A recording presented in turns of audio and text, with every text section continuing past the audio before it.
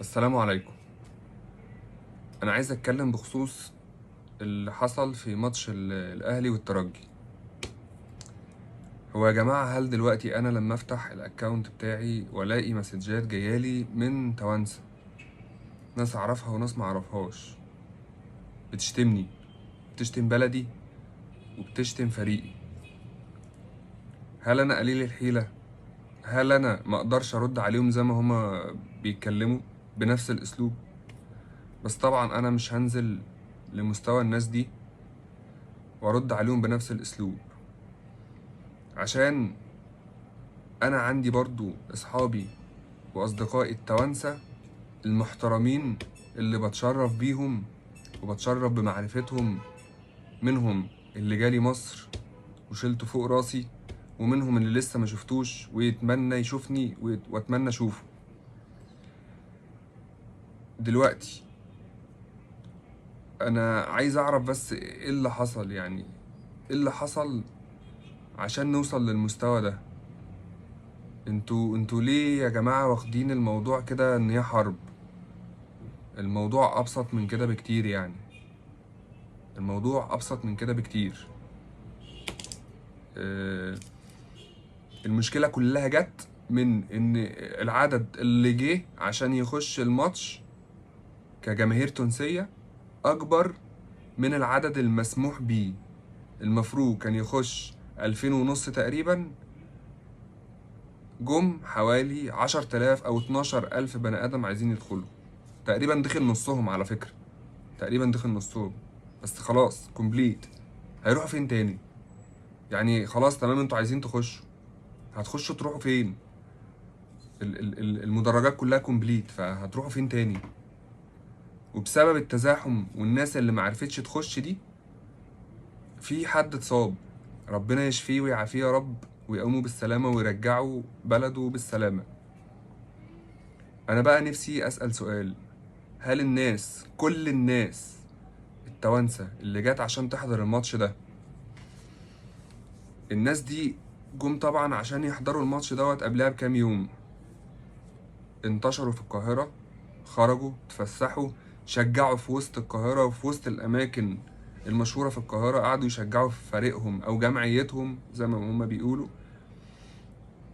وحد ضايقكوا؟ يعني انتوا في حد ضايقكوا؟ فيديوهاتكوا هي اللي بتقول، ولا حد ضايقكوا؟ بالعكس، الناس فرحانة بيكوا، الناس كانت مبسوطة بيكوا جدا وبتهزر معاكوا، وانتوا ما كانش عندكم مشكلة معاهم، ولا هم كانوا عندهم مشكلة معاكوا. لحد يوم الماتش ان في ناس عايزة تخش ومش عارفة تخش بسبب ان العدد كومبليت، العدد المسموح بيه دخلوا. انا بس عايز اسأل سؤال: اشمعنى اللي دخل ده دخل؟ يعني الناس اللي ما دخلتش، اشمعنى ده دخل وانت ما دخلتش؟ حد بس يرد عليا في السؤال ده: اشمعنى اللي دخل دخل واللي ما دخلش ما دخلش؟ اشمعنى؟ يعني هو اختارك انت بالشكل؟ قال لك لا انت شكلك مش عاجبني، مش هتخش وهدخل غير زميلك ده؟ لا، هو ليه؟ هو ولا يعرفك ولا يعرف زميلك ولا يعرفني بالمناسبة يعني. هو ليه طريقة دخول معينة لعدد مسموح بيه يدخله؟ هو ده اللي حصل، لا أكثر ولا أقل. ما احناش عاملين عليكم مؤامرة ولا حاجة. الأمن آه ليه نظام بيمشي بيه، ليهم شغلهم اللي هم فاهمينه بيمشي بيهم. ف يا جماعة بعد إذنكم نهدي الدنيا شوية ونهدي الأمور. أنا شايف إن التوانسة بتخش على اللايفات وعاملين فيديوهات بتشتم بس يعني في إيه؟ شتيمة بقى فوق ما تتخيل يعني. إحنا بنحبكم وبنحترمكم وبنعزكم والله، وكنا فرحانين باللي انتوا عملتوه في بلدكم. فريقنا راح شجع جمهوركم على اللي انتوا عملتوه في أرضكم في رادس. ويعني واحنا يعني عايزين نشيلكوا فوق دماغنا، وكنا رايحين في حتة حلوة جدا يعني. ليه يا جماعة نوصل للمرحلة دي؟